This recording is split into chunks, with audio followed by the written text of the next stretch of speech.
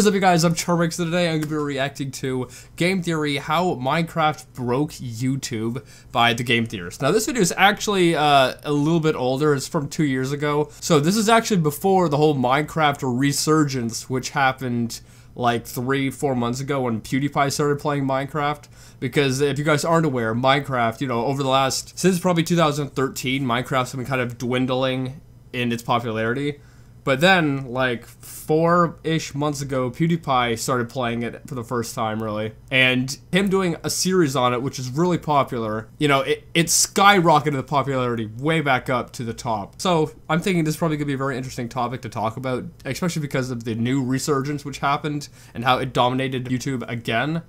So, yeah, with that being said, hopefully it's be quite awesome and interesting. The original link's in the description. Make sure you guys go subscribe to The Game Theorist. Without any further ado, let's begin. Hello, and welcome to the Theorist Cast. Today we're building a Malteser maker, followed by a portal Is he doing a parody of, like, a Let's Play or something? to the Nether. Huzzah! Hooray! Just let me diggy my hole and... Oh, wait, what? What is this? No, seriously. This is actually kind of reminds me of like a lot of the dank memes that are going around right now, where people dig down and they fall into a Minecraft hole and there's something there. And this is before the memes were even a thing. Help me. Yay! It's a deadly wedly corpsey wopsy! What another family-friendly Minecraft mystery adventure here on the Theorist Cast. All right.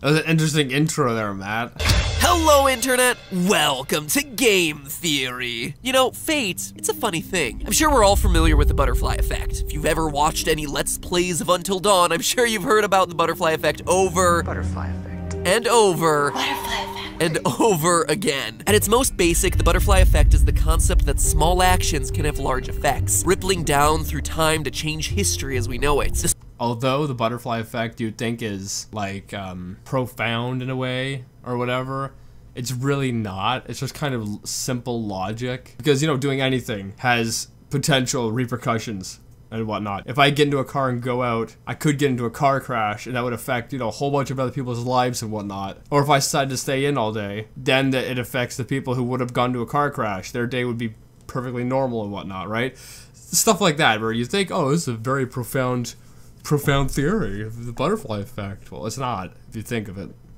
A small decision of what you wore to school today dictated in some small way how other people treated you. Had you worn something different, would that cute redhead with the pigtails have noticed you in math class? Or would Whoa now, Matt. Whoa now. Make sure she's 18, Matt.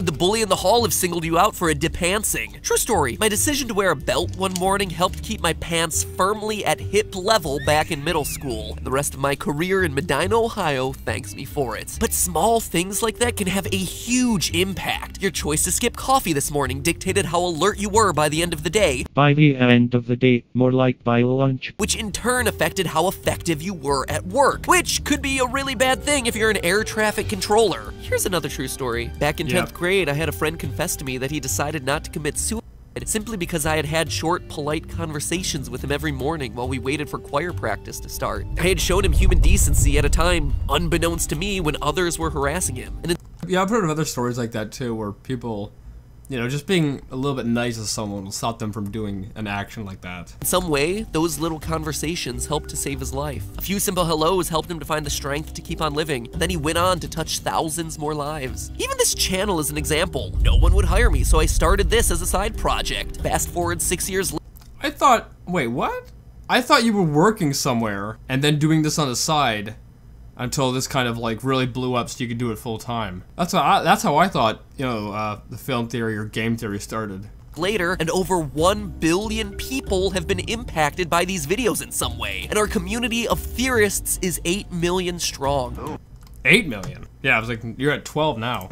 Butterfly effect. The moral is small actions have consequences. Consequences that can change history in big ways. Which leads me to my theory today. It's my belief that back in 2012, YouTube made a single change to their systems that went on to create a perfect storm. A set of conditions unintentionally primed to not only change the gaming videos that you and I watch, but in the process produced the single biggest game of all time. Creating a phenomenon so big and so out of control that they then tried to kill it. Loyal theorists, I present to you today how YouTube created Minecraft, how Minecraft broke YouTube, and how YouTube tried to kill Minecraft in return. Well, I mean, obviously that didn't work that well because of the resurgence that happened a few months ago. Let me tell you how hard this was to find. Back in the early days of YouTube, only the hardest of hardcore cared about subscriber rates or top lists or things like that, so Ray William Johnson. I remember watching Ray William Johnson back in, 2009-ish. I miss Ray's videos.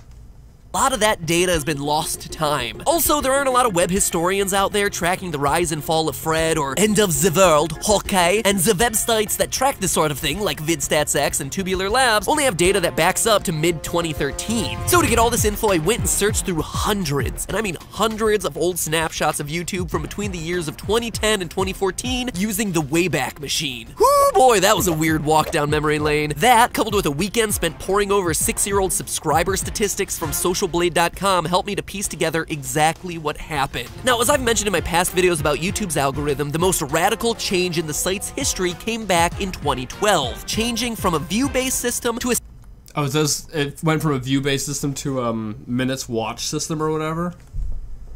system that instead favored videos that drive higher amounts of watch time. Yeah, that I can see why or where this theory is kind of going with, because Minecraft Let's Plays and whatnot were pretty long and they're quite popular.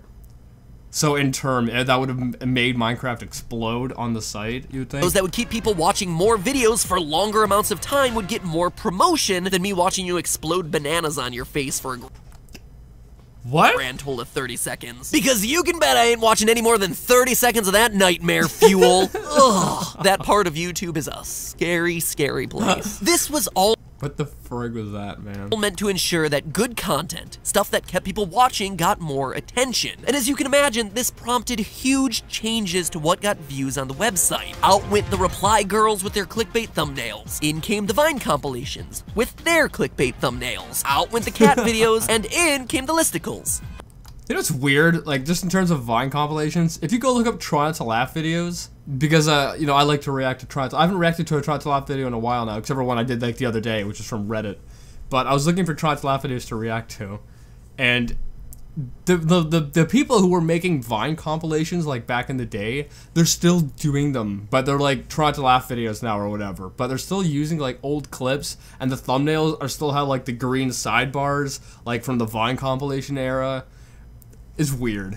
Of top 10 cat videos. But those were just the intended victims of this change. There were also unexpected casualties that were caught in the crossfire. YouTube musicians and cover artists like Tyler Ward saw declines in subs per day and overall viewership. YouTube animators. Oh man, I remember back in the day how the animations used to do really well. But as soon as YouTube changed it that you have for like watch time, then the animators took such a hit because friggin', as I've made animations in the past, and doing an animation that's like 20 seconds, that, at least from my experience, that would take days to do. And it's actually honestly surprising, and I'm glad that James and like Jaden Animations, and there are a couple animators that actually can make videos that are like really long, and those do quite well. So that's surprising, and I'm glad that they're doing well, because they're like some of the only animators left on the site. Because all the other animators like Psychic Pebbles, freaking Oni Plays, Stamper TV, you know, all these other YouTube animators, they don't make YouTube videos because of the way the site is run now. YouTube animators also took the hit as a short 1 or 2 minute long cartoon just couldn't compete in a system built to support longer videos. Something that Rubber Ross from the Game Grumps would articulate only a few years later. Does independently produced animation have a future on YouTube? I remember when this came out. Others came out of nowhere, and YouTube wasn't ready for the ramifications of what they'd just done. In one change, one small flap of their wings, they had created a monster. A monster known as gaming. Up until that point, top gaming content Monster known as gaming. Really? Really, Matt? You have to suppress the gamers even more than we already are? Content on YouTube was mostly sketch-based, not gameplay-based. You had Machinima from Rooster Teeth and, well, Machinima shows like Red vs. Blue and Arby and the Chief. Freddie Wong and Corridor Digital brought games to real life with their incredible visual effects, creating monumental videos like First-Person Mario, Dubstep Guns, The Last Minecart, and then there was the third category. I remember when all these came out, or a large chunk of them came out, which is surprising because my memory is absolutely trash, but I remember seeing these when they came out back in the day. The character-driven scripted comedy sketches, like Reckless Tortuga's Online Gamer and James Rolfe's Angry Video Game Nerd, and the Irate Gamer. He was not as popular, but he was there. I watched him unironically for a while. Man, I just feel the nostalgia pour me as I list off those names. I feel like a BuzzFeed article. How dare you lower yourself to that? You're better than that, Matt. Things only an online gamer from 2009 will understand. But other than those guys, honestly, that was it. Up through most of 2011, only one individual gamer was in the YouTube top 100 channels. Adam Montoya, better known as CNanners. And yet all of that changed in a period of 5 months, from April until August of 2012 after the algorithm shift, when the floodgates opened and gaming content surged onto YouTube. Rise up, gamers. But before we get there, it's important to know that there was something else going on at that same time. A small indie title named Minecraft was building a fan base all of its own. Although the first This is where all the trouble began. Minecraft video with commentary was uploaded way back on May 21st, 2009, when the game was still a Java applet. It wasn't until CNanners started his Minecraft series on August 25th, 2010 that YouTube viewers really started to take notice of this game. But while Adam may have been the first, it was a different channel. One that had, up to that point, uploaded nearly 500 videos, mostly of Warcraft, that paved the way for this game to become a juggernaut of digital video, and encouraged a generation of young gamers to open their imaginations. Blue Zephos, more affectionately known as Yogscast, took the open world nature of Minecraft and ran with it, creating fantastical adventures that inspired millions of viewers to pick up their shovels and dig in. That's why I kind of like Minecraft. It's kind of like Lego, but for older people. Holes, along with Honeydew and the Gang. Within weeks, Blue Zephos was the fastest growing channel on YouTube. Minecraft's growth was their growth, and vice versa. But every game has a life cycle. After a surge, yeah, and I can't wait for Fortnite to die. Resulting from September's adventure update, interest in Minecraft, at least on YouTube, was starting to show signs of stagnation. Google Trends data around that time shows that while this update caused a huge uptick in interest, the enthusiasm for it didn't maintain. Even in general web searches, growth had slowed a lot. Now, to be honest, I would have loved to have analyzed sales figures here, but sadly, no amount of my trolling through the deepest of webs could yield the data that I wanted. Notch and Steam keep this stuff under super intense lock and key. Even Steam Spy couldn't help, so I was limited to publicly facing data. Based on the Minecraft site, I do know that it had between 1 and 10 million copies sold at this time, and just over 10 million registered users. Suffice it to say, were the game to have petered out from there, And this is right before the change in the algorithm. Minecraft would certainly have been an indie success, but definitely not the gaming legend it is. 10 million items sold. Oh my goodness. Like, if you guys don't know, I'm currently building my own game, and I'll be putting it on Steam hopefully in a couple months. I don't know. I couldn't imagine 10 million units sold. That's such a huge success. Like, I think, you know, Cuphead, which is an indie game, and it did really well. It did so well. I think they might have sold a couple million units, but nothing close to 10. It is today. So what happened? What propelled Minecraft from an indie success to the second most selling game of all time? A loophole. And with that, we return to YouTube and its algorithm change. You see, YouTube's switch to a watch time based model yielded effects that no one saw coming. Most specifically, the overperformance of Let's Play videos. I mean, it was the perfect match. Long videos that could be produced daily and had narratives already built into the games that were being played. Stories that kept viewers wanting to binge watch, like Netflix, to see the next chapter. There was literally... See, I don't think YouTube cared all that much with the new change and like how successful gameplays were becoming. Because their whole goal is to get people to stay on the site for longer. Because then people would watch more ads and whatnot, right? And I don't see why YouTube would care if the gaming was becoming so successful. Because people are just on the site for longer. And if that's their end goal, then goal achieved, right? Nothing else on YouTube with that same magic formula, and as a result, Let's Play channels dominated every inch of the website. Gamers climbed subscription charts in a matter of days. The YouTube homepage, which had 22 videos at the time, became dominated with anywhere between 6 and 14 gaming videos. Wow. Think about that. 50% of the YouTube homepage was gaming, and it was always dominating the top slots. Suck on that, Jimmy Fallon, and Yeah, nowadays I ain't like that. music artists, and movie trailers, and branded channels, and whatever other hot knife B-movie meme challenges get shoved onto the homepage these days. But of all the games that thrived during this period, Minecraft was the one that added the most notches to its belt. Boo boo, yeah. Shame on you, Matt. Shame on you, Matt. Constant flow of new mods, the ease of producing story-driven animated machinima, the appeal to a younger audience that would sit and watch for longer sessions. I mean, remember, these are the days before toy unboxings and creepy Spider-Man videos started brainwashing the youth of the nation. All of these reasons made Minecraft the king of this new YouTube. Interest in the game shot through the roof, pushing it to the highest levels it had seen in years. It was literally the perfect storm. YouTube had shifted how it was sorted. I wonder how Notch felt when the change happened. You know, like, cause his sales or whatever for Minecraft would probably have been at like a stagnant level or like an average level before this happened, like right before this happened. And then when the change happened, you know, overnight, within a week, his sales probably would have skyrocketed. I would have loved to see his reaction. It's probably similar to what Minecraft or Microsoft was feeling a couple months ago after Minecraft blew up again because of PewDiePie playing it. Videos at the exact time that Minecraft channels had started to develop dedicated viewers. Watching build tutorials in Jaffa factories and adventures into the Nether ensured that Minecraft and the channels that made those videos were dominating 3 to 6 slots on the homepage every single day. Yogscast alone would sometimes have 2 to 3. A single channel owning 2 spots on the homepage. That's unheard of nowadays. You blew it up! And then it stopped.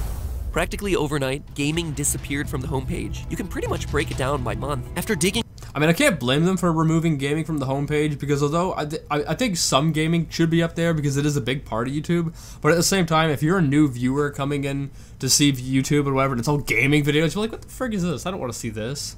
Right? So I can't blame them for removing gaming from the homepage, especially if they want to attract new viewers to the site, right? through a year's worth of screenshots, I was able to put together that May was the high point, with upwards of 14 videos on the homepage. But slowly, month by month, it started to slow. June had an average of 7 to 9 on the homepage. July had about 5. By September, gaming was gone, day after day. See, I don't think it should have completely been erased on the homepage. They should allow some gaming on the homepage, but not, you know, 17 videos. 0. Occasionally a very rare exception of a launch trailer. So that begs the question, what happened? Did viewers grow bored? Sick of it? Had they grown out of Minecraft? No, absolutely not. Data from Google Trends shows that the interest in Minecraft channels was showing no signs of slowing down. Yogscast was on target to be the 2nd largest channel on YouTube, growing just slightly slower than that of a newcomer. A new gamer on the scene who specialized in horror games. Maybe you've heard of him? Yeah. No, viewer behavior hadn't changed. The cutoff was so abrupt, something else had to have happened, and this is why I think YouTube started filtering gaming out of the homepage. It seems far-fetched, right? What motive would YouTube have for preventing gaming channels from hitting the homepage? Is it what I was saying, that it's probably because they're trying to attract new people to come to YouTube, and new people are going to see all these Let's Plays, and the Let's Plays aren't going to be like right from the beginning, right? The Let's Plays are going to be like part 20 or part 30, so people aren't going to watch it because like, oh, I have no clue what's going on or whatever. If the algorithm was truly built to sustain longer watch sessions, wouldn't this be exactly what they wanted? A bunch of videos that prompt long watch sessions being presented to the widest group of people? Well, yes and no. Sure, little Johnny Tuber fan over there may have been excited to see the next installment of Honeydew making Jaffa cakes, but normies visiting YouTube? Exactly. New people visiting YouTube are like, I don't want to see this. I don't know anything. I don't know what's going on here. For the first time, we're probably a lot less enthusiastic about seeing a blocky British Viking fight pixelated green monsters. And if the top 6 homepage slots are all dominated by a mix of Minecraft, Call of Duty, and Happy Wheels, well, you're gonna leave the site assuming that this isn't a place for you. I'm confident that the influx of gaming content started to cost YouTube viewers. And this isn't just me making blind guesses. It probably did, because logically, if it didn't, they wouldn't have changed anything, right? I mean, like, you know the saying, don't fix something that's not broken? So I don't think YouTube would have changed it unless that they did notice less people were coming to the site, or the people who were coming to the site were leaving faster, so they probably decided to make that change based off of, you know, the new people's viewing habits or whatever. So it makes complete sense. Although Google keeps very tight-lipped about how YouTube's daily traffic looks, Google Trends data shows that during this period where more and more gaming videos were appearing on the homepage, actual search interest for the website was going steadily downward. After 5 years of nearly constant growth, YouTube was starting to lose momentum, and all immediately after this weird algorithm change. But that's not all the evidence I have. Remember how I said that September started the trend of not having gaming videos at all on the homepage? Well, September That's the time where it jumped back up, right here. also happens to be the month where search interest in the site started to pick back up. Coincidence? I think not. And that, ladies and gentlemen, is why today Jimmy Fallon and music artists and movie trailers and whatever hot knife B-movie memes are the things that you see appearing on your logged out. Yeah, that I guess it kind of explains why they put like Jimmy Fallon, all these late night show hosts on here, right? Because people who don't visit YouTube really that much are going to be the people who most likely watch late night TV show stuff, right? So when they come to the site, they're like, oh look, there's Jimmy. I was just watching him on TV, but look, he's here on YouTube. Crazy. But I'm also kind of surprised that they don't like put viral videos, because there's viral videos still happen, you know, like minute-long clip or 2-minute-long clips or whatever. Those still go viral like every couple weeks or whatever. Wait a minute, who's messaging me? As I was saying, I'm surprised that they don't put those viral videos on the homepage, because I don't think they do. And, you know, I think the viral videos would be a good addition to the homepage, because people visiting the site for the first time might be interested in the viral videos because they are going viral, right? Anyway. Alright, I'm back. Out homepage because they're the things that appeal to the most people. So YouTube literally That's why they should put viral videos on here. gaming to appeal to a wider audience and boost their numbers. We just saw it happen. But over the months that had passed before they did, the landscape of viewership habits on YouTube had permanently changed. Gaming, specifically Let's Play, had gone from a niche community to a mainstream viewership genre. Before the algorithm shift, only 4 independent gamers had been anywhere close to the top 100 most subscribed channels. But in just 5 months, that number had jumped to 10, each growing 2 to 3 times faster than any non-gaming channel, and with multiple more gaming channels waiting in the wings to break into that list. Yeah, I think gaming channels have kind of dwindled in their viewership over the last couple years. Like if you look at like Jacksepticeye or Markiplier, their numbers they're lower, but I mean they still do quite well. But since they're not doing as well, you know, as they used to, where are the people going to? I know it's nothing to do with it, but like, what are the people watching now? The homepage had introduced a generation to the idea of watching other people game, and transformed funny, talented online gamers into overnight celebrities. A single loophole in the system, an unintended consequence, had made gaming the second biggest thing on the platform behind music. And where the flood of gaming onto the homepage practically made channels overnight, exploding the viewership of gamers like PewDiePie and Tobuscus, it just as quickly shut off the subscriber faucets for channels like Captain Sparkles and Ant Venom. One look at their trends charts shows that the homepage loophole helped them grow, and then just as quickly as it was shut, slowed them back down. But no one felt it quite as hard as the Yogscast crew. With their daily placement on the homepage, sometimes with multiple videos on the homepage, they were primed to challenge I've noticed, okay, wait. Pewds for his #1 slot on YouTube. Instead, the Minecraft blockade slowed its growth, and it became another big channel, just not to the levels that it could have been. And although Okay, now, I told you guys to wait, now I totally forget what I was gonna say. What was it? I was gonna say something important, too. Oh yeah. Okay, I've noticed that the way the algorithm works nowadays is that some channels get picked up by the algorithm. For whatever reason, they'll get picked up and they'll get promoted like crazy. They'll blow the absolute, like, frick. They'll blow up so much. Like, I watched this ASMR channel. It started getting recommended like crazy to me. It's not like the people going click, click, click, click, click, or whatever. It's like a guy eating food whispering, and I find it like relaxing to listen to while I'm working. And his channel, it blew up so fast. One day he was saying, oh, we're a couple more subscribers and we'll cross the 500 mark, and it's downhill to 1,000 from there. And then like a week or so after that, his channel was in thousands and thousands of subscribers, and right now it's over 800, I think 800,000-ish subscribers. Like, it got, the algorithm picked him up and chucked him to success. And then just as easy as that, it shut him off. And I find that it happens so much more like that, where you'll get picked up, you'll get shot up, and then just as easy as you going up, you're cut out. It's crazy. And maybe they do that intentionally to give other people chances of success. Because before, you know, maybe the algorithm wasn't promoting like new people that much. Maybe that's exactly why this happens. But I've noticed that a lot. Like with like Leon Lush, his channel got picked up by the algorithm, then chucked up to success. But then it dropped him. And although he is still, you know, he's over 1 million something now, but, you know, compared to when he first got picked up, he isn't, like, at the same growth rate and whatnot. So maybe that's what the algorithm does is that it's designed to pick you up as a YouTuber or, like, a starting YouTuber, to throw you into success, and then just to cut you out to go on to someone else. Maybe that's what it does. I don't know, but I've noticed that. Although it's hard to say where exactly the game would have ended up without the 5 months of the homepage push, the algorithmic loophole that Minecraft was fortunate enough to exploit certainly helped accelerate the game's spread, turning it from an indie success into the gaming legacy that it is today. So that leaves us with just one last question. Why did I spend days slogging through dusty, broken old websites to lay out this little piece of history? Well, to me, I wonder if Matt would change anything about this video now that Minecraft has once again shot up into popularity. the most important lesson is that YouTube and online platforms in general have power over your tastes, offering you just an illusion of choice. One small change to an algorithm helped an indie game transform gaming as we know it and touch hundreds of millions of lives. That exact same change on that one website in a sea of websites online took the idea of watching other people play video games and made it into one of the most popular forms of entertainment today. Butterfly effect. A flap of the wings. Oh, that's right. We started off with the butterfly effect. I totally forgot that. Humans watch what's presented to them, what's right in front of our faces. We also tend to watch what's popular. Ooh, million views, that must be a great video. But it's important for us to remember.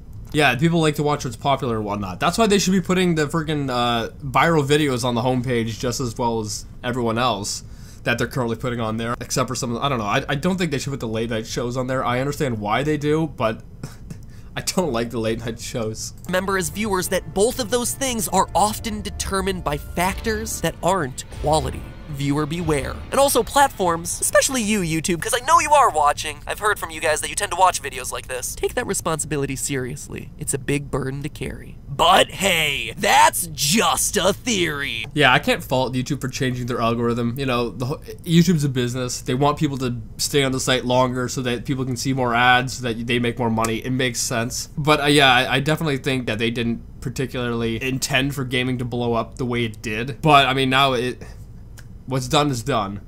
And I don't know, I don't mind gaming. I don't think it was that big of a mistake. So yeah, anyway, I hope you guys like this video. I think this is really interesting, and I wonder if Matt would change anything now because of Minecraft blowing up again, as it has over the last couple months. And I wonder if Matt would change anything about this video. And yeah, anyway, I hope you guys like this. I think I'd rate this video out of a 10. Like, it all makes sense. This theory makes a whole lot of logical sense. So yeah, I think I'd rate this out of a 10 probably at maybe like an 8.5. I enjoyed it a lot. And yeah, make sure you guys go subscribe to The Game Theorist. If you're new, subscribe to the family. I'll see you guys next time. Boop!